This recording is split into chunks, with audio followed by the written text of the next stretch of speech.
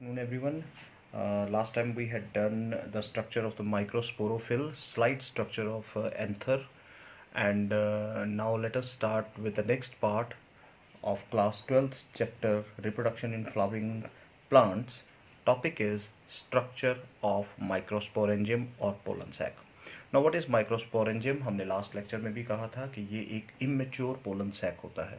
Now if it is a immature pollen sac, it means आज हम क्या करेंगे, we will make a mature pollen sac. Now किस तरह से बनेगा? We know microsporangium is a bilobed structure, and it is a bilobed structure. It means it has 4 lobes or 4 theca. Now those 4 theca, the development starts from the 4 corners. Anther का structure जब immature anther जब बनना शुरू होता है तो वो कहाँ से स्टार्ट होगा? It starts from the 4 corners of the anther. तो किस तरह से होता है? Let us understand by the way of diagram.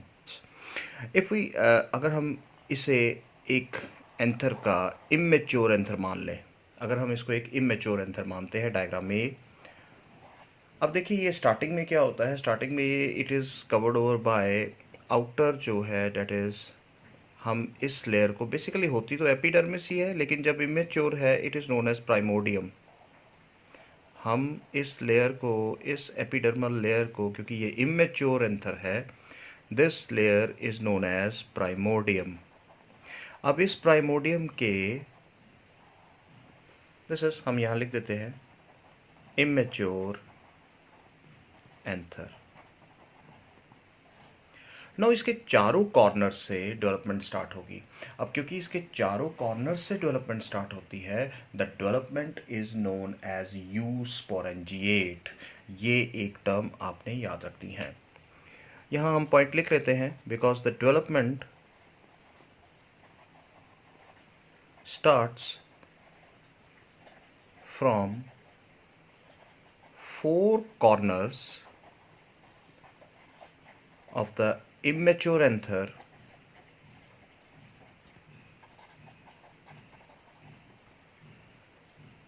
such development is known as eusporangiate. अब ये डेवलपमेंट कैसे होती है? देखिए, अब ये जो आपको सेल दिखाई दे रहा है, let us take the B part. अब इसके अंदर भी टिश्यू होगा, इसके अंदर भी क्या होगा? कुछ अनडिफ्रेंशिएटेड सेल्स पड़े होंगे. अभी मैं उसका नाम नहीं लूँगा कि वो नाम क्या है. कुछ ये अनडिफ्रेंशिएटेड सेल्स पड़े हुए हैं, हमें इसका कोई नाम नहीं पता है ये क्या है, अनडिफ्रेंशिएटेड सेल्स है. नाउ व्हाट हैपन्स, अब यहाँ पर क्या होगा कि अब जैसे मैंने कहा कि 4 कॉर्नर से स्टार्ट होगी, तो सबसे पहले क्या होगा कि ये जो अंदर वाले सेल्स हैं, these cells are basically regarded as the archisporial cells or the undifferentiated cells. मैंने जैसे कहा. now यहाँ क्या होता है कि डेवलपमेंट जो है वो शुरू होना इस तरह से स्टार्ट होती है कि there is division of the archesporial cells. और division of the archesporial cells किस तरह से होगी? देखिए, ये आउटर एपिडर्मिस, चलिए जल्दी से, आउटर एपिडर्मिस लेयर है. क्योंकि अब ये मैच्योर हो रहा है तो अब हम इसको एपिडर्मिस लेयर कह सकते हैं. और होगा क्या, अब मैं डिफरेंट कलर लूँगा ताकि मैं आपको शो कर सकूँ. ये अपनी डिवीजन करता है फ्रॉम 4 कॉर्नर्स, और ये 4 कॉर्नर्स से जब शुरू करता है तो इस तरह से, ये देखिए, इस तरह से डिवीजन होती है 4 कॉर्नर से. क्योंकि आप जानते हैं कि उसके 4 ही सैक्स होते हैं. अंडरस्टूड? ये 4 सैक्स होते हैं और 4 ही साइड से डेवलपमेंट शुरू होगी, और इस डेवलपमेंट को हम क्या कहते हैं? यूस्पोरेंजिएट. तो यानी ये सेल्स जो आर्कीस्पोरियल सेल्स हैं, ये डिवीजन करना शुरू कर देते हैं. जब ये डिवीजन करना शुरू करते हैं तो क्या होता है कि 4 कॉर्नर से जब ये डेवलपमेंट शुरू हुई तो ये क्या करते हैं? They form 2 types of cells. 2 तरह के सेल्स बनाते हैं. एक तो वो सेल्स जो ये आउटर है, और एक सेल्स ये दूसरे सेल्स में बना देता हूँ. ये थोड़े से डिफरेंट बनाते हैं. इनका न्यूक्लियस थोड़ा राउंडेड बना देंगे ताकि हम बता सकें।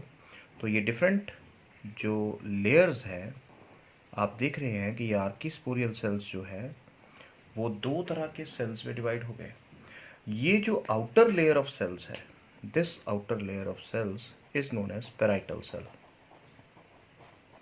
हम इसे कहेंगे पैराइटल सेल। और जो इनर लेयर ऑफ सेल है, this inner layer it is known as sporogenous cell, हम इसे क्या कहेंगे, we call it sporogenous cell.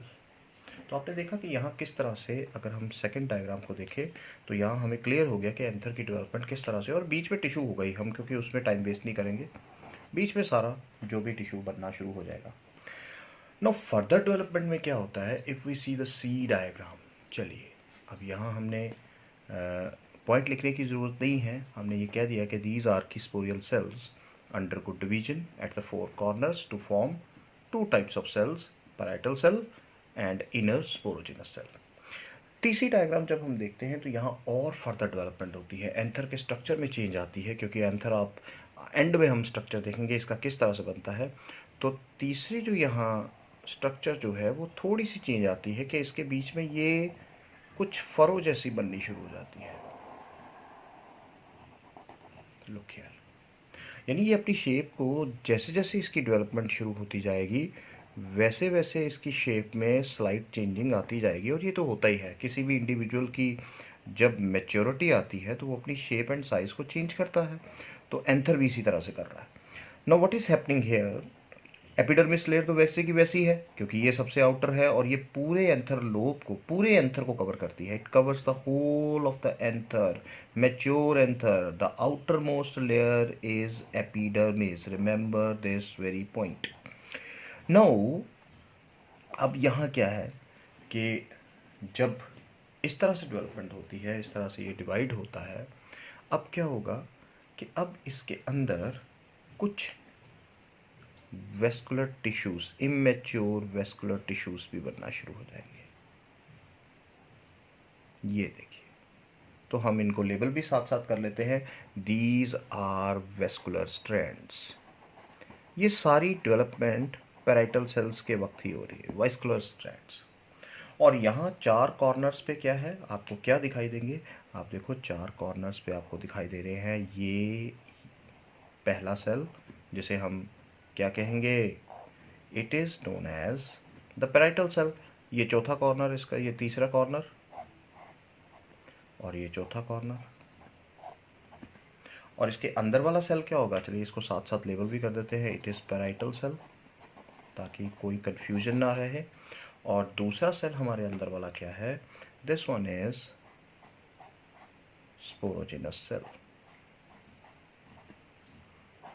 Cells की आप देख रहे हैं, this one is sporogenous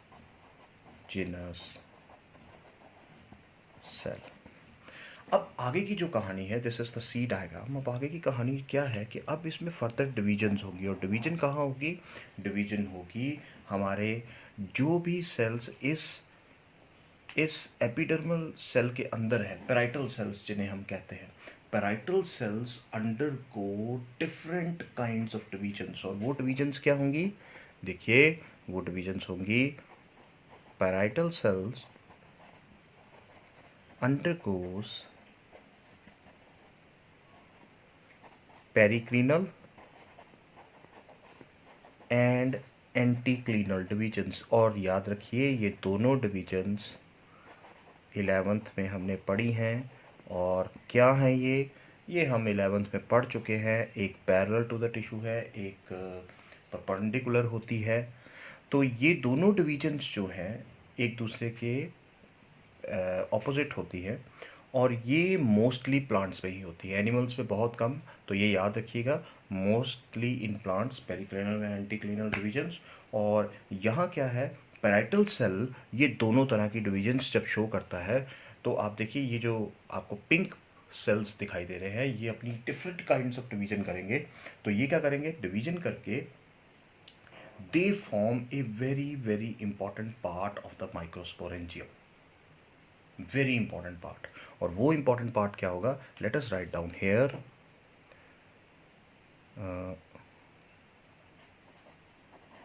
parietal cell forms